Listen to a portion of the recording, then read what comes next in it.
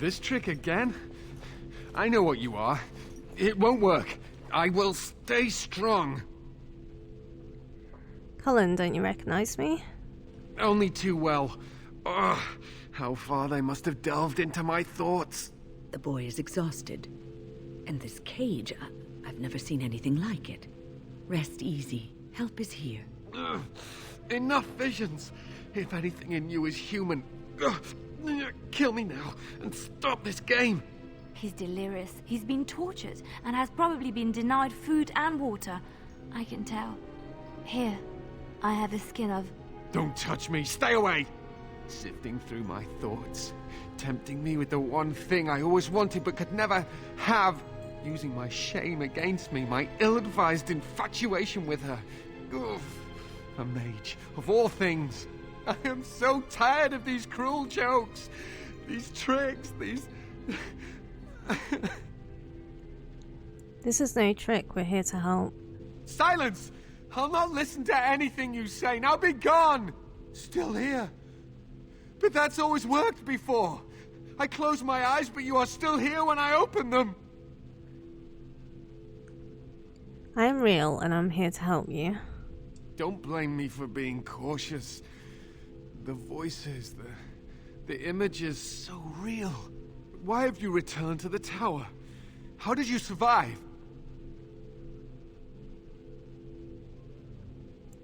Gregor told me what happened. I knew I had to help. Good. Kill Aldred. Kill them all for what they've done. They caged us like animals, looked for ways to break us. I'm the only one left. They turned some into monsters and... oh, there was nothing I could do. You must stay strong. And to think, I once thought we were too hard on you.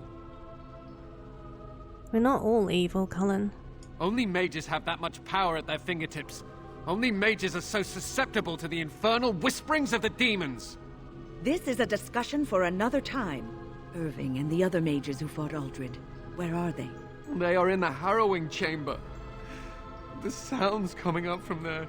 Oh, Maker. We must hurry. They are in grave danger, I am sure of it. You can't save them! You don't know what they've become. I'm a mage too, Cullen. But you haven't been up there. You haven't been under their influence. They've been surrounded by blood mages whose wicked fingers snake into your mind and corrupt your thoughts. His hatred of mages is so intense. The memory of his friends' deaths is still fresh in his mind. You have to end it now, before it's too late. I want to save everyone who could possibly be saved. Are you really saving anyone by taking this risk? To ensure this horror is ended, to guarantee that no abominations or blood mages live, you must kill everyone up there.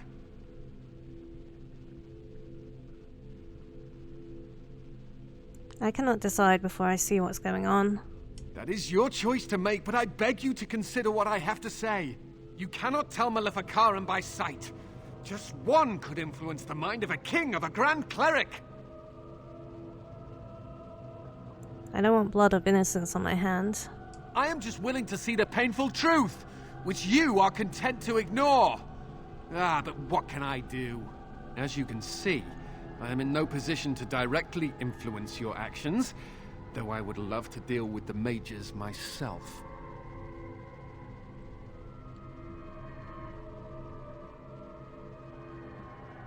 Perhaps I can free you. Don't waste time on me. Deal with Aldred. If that is what you plan to do, once he is dead, I will be freed. And I will decide what to do with the others. No one ever listens. Not until it's far too late. Maker turn his gaze on you. I hope your compassion hasn't doomed us all.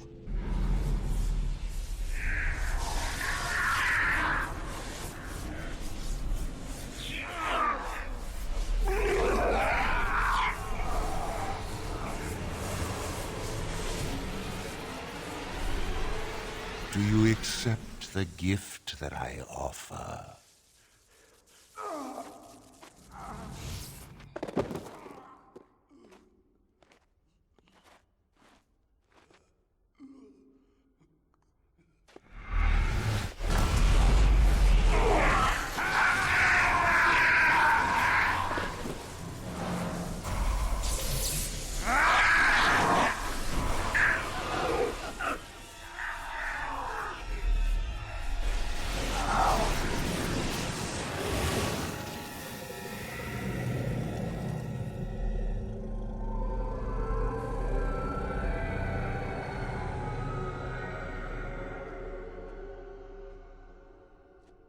Ah, look what we have here. I remember you. Irving's star pupil. Aldred didn't think much of you then, and I certainly don't see your appeal now. Stop what you're doing immediately. Oh, how could I disobey when you say that in such a commanding voice? I'm quite impressed you're still alive. Unfortunately, that must mean you killed my servants. Oh, well, they are probably better off dying in the service of their betters than living with the terrible responsibility of independence. You're turning these people into abominations. And freeing them in the process.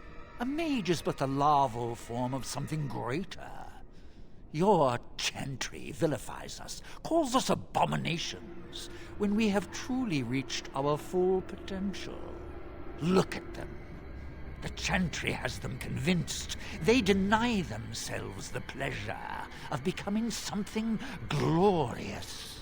You're mad. There's nothing glorious about what you've become, Aldred.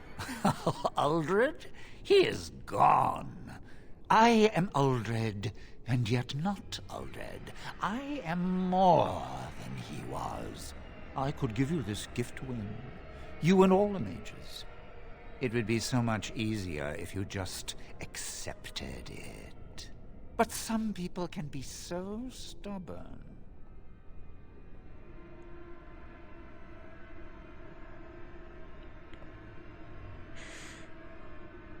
I'm glad so many of them stood up to you. And what good did that do? I still won.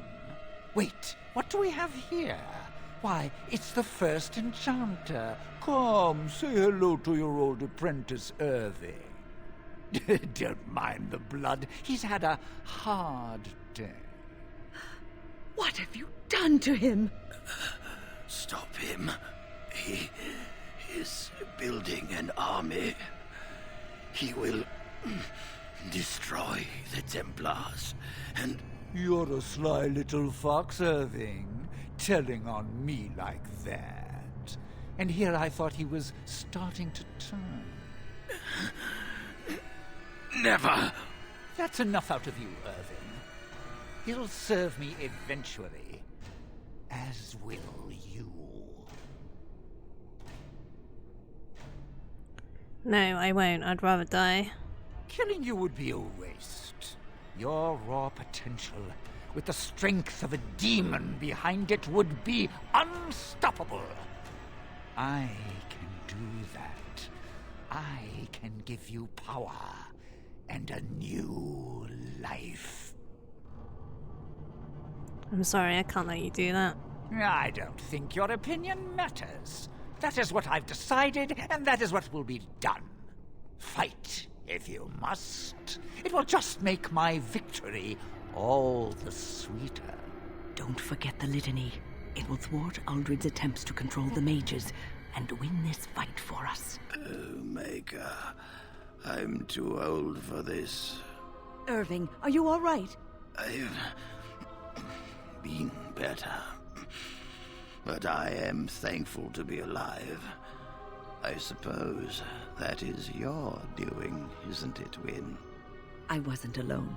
I had help. I was surprised to see you standing there. But I am glad you have returned. The Circle owes both of you a debt we will never be able to repay. Come. The Templars await. We shall let them know that the tower is once again ours. I'd like to look around before we leave. All right, but please hurry. Gregor should be informed of what happened here as soon as possible. Irving? Maker's breath. I did not expect to see you alive. It is over, Gregor. Aldred is dead. Aldred tortured these mages, hoping to break their wills and turn them into abominations. We don't know how many of them have turned. What? Don't be ridiculous. Of course he'll say that. He might be a blood mage. Don't you know what they did? I won't let this happen again. I am the Knight Commander here, not you. I believe order has been restored to the circle. We will rebuild. The circle will go on, and we will learn from this tragedy and be strengthened by it. We have won back the tower. I will accept Irving's assurance that all is well. But they may have demons within them, lying dormant, lying in wait. Enough! I have already made my decision. Thank you. You have proven yourself a friend of both the Circle and the Templars.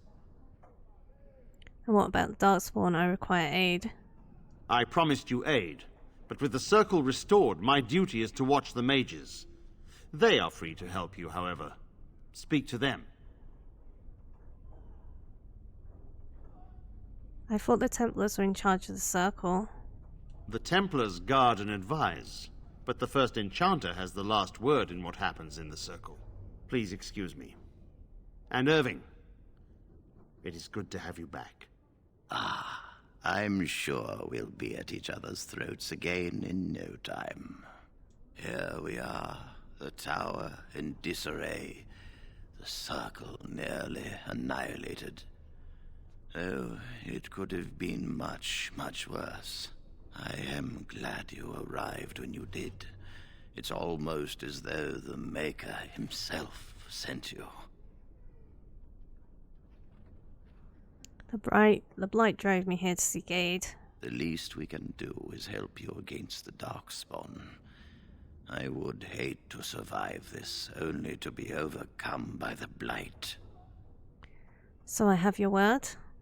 You have my word. As first enchanter, the Circle will join the Grey Wardens in the fight. Irving, I have a request. I seek leave to follow the Grey Warden. When we need you here, the Circle needs you. I appreciate the sentiment, Irving. But the Circle will do fine without me. The Circle has you. This woman is brave and good, and capable of great things. If she will accept my help, I will help her accomplish her goals. I'd be honored to have you join me, Wynne. You were never one to stay in the tower when there was adventure to be had elsewhere. Why stay when I can be of service elsewhere? Then I give you leave to follow the Grey Warden, but know that you always have a place here. There is much to be done here, and I must go. You must forgive me for not being a proper host. Goodbye for now. When the time comes, we will stand beside you. What do you need? Do you want to talk about Duncan? You don't have to do that. I know you didn't know him as long as I did. I just thought you might need to talk. I should have handled it better. Duncan warned me right from the beginning that this could happen. Any of us could die in battle. I shouldn't have lost it, not when so much is riding on us, not with the Blight and everything. I'm sorry. There's no need to apologize. I'd like to have a proper funeral for him. Maybe once this is all done, if we're still alive. I don't think he had any family to speak of. He had you. I suppose he did. It probably sounds stupid, but part of me wishes I was with him, in the battle. I feel like I abandoned him. No, I understand completely. Of course. I'd be dead then, wouldn't I? It's not like that would make him happier. I think he came from High Ever, or so he said. Maybe I'll go up there sometime. See about putting up something in his honor. I don't know. Have you had someone close to you die? Not that I mean to pry, I'm just... I've lost enough to know what you're going through. Yes, I imagine you really have, haven't you? Thank you. Really, I mean it. It was good to talk about it, at least a little. Maybe I'll go to High Ever with you when you go. I'd like that. So would he, I think. Yes? I'd like to talk.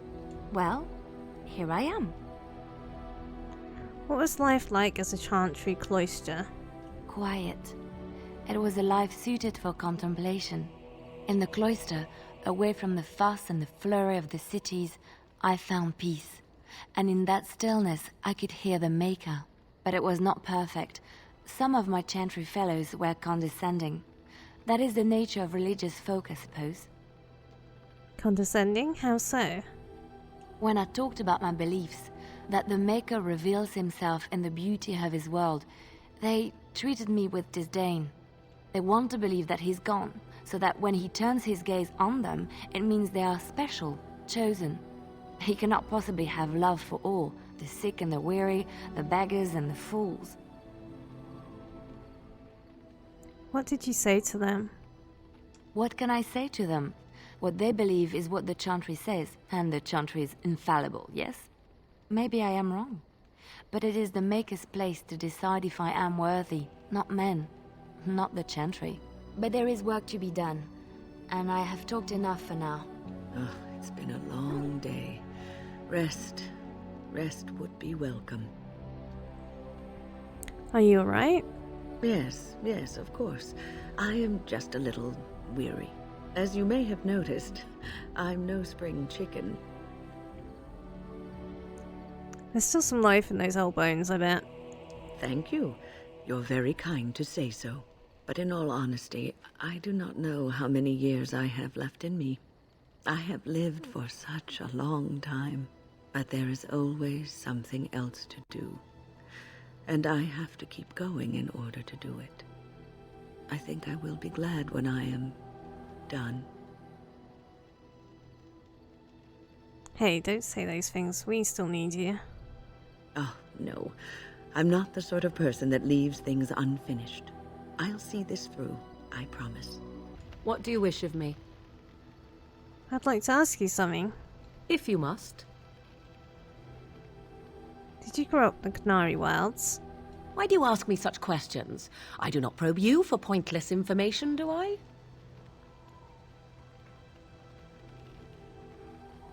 I'm curious, what's wrong with that? Any number of cats could inform you of the answer to that question, but have it your way. What is it you asked if I grew up in the wilds? A curious question. Where else would you picture me? For many years it was simply Flemeth and I. The wilds and its creatures were more real to me than Flemeth's tales of the world of man. In time I grew curious. I left the wilds to explore what lay beyond, never for long. Brief forays into a civilized wilderness. And you remained unnoticed? For the most part. Flemeth taught me well. For all that I had been taught, however, the truth of the civilized lands proved to be overwhelming. I was unfamiliar with so much. So confident and bold was I, yet there was much that Flemeth could never have prepared me for. Very daring, that sounds like you. Equal parts daring and foolhardy, perhaps. Only once was I accused of being a witch of the wilds, and that by a chastened who happened to be traveling with a merchant caravan. He pointed and gasped and began shouting in his strange language, and most assumed he was casting some curse upon me. I acted the terrified girl, and naturally, he was arrested. That was quick thinking. Men are always willing to believe two things about a woman. One, that she is weak, and two, that she finds him attractive. I played the weakling and battered my eyelashes at the captain of the guard. Child's play. The point being that I was able to move through human lands fairly easily. Whatever humans think a witch of the wild looks like, 'tis not I. Not that I did not have trouble. There are things about human society which have always puzzled me, such as the touching. Why all the touching for a simple greeting? Touching like a handshake? To begin with, yes. What is the point of touching my hand? I find it an offensive intrusion. There were many nuances that Flemeth could never tell me of. When to look into another's eyes. How to eat at a table. How to bargain without offending. None of these things I knew. I still do not understand it all, truth be told, but then I gave up long ago any hope of doing so. When I returned to the wilds last, I swore to Flemeth that I had no intention of leaving again.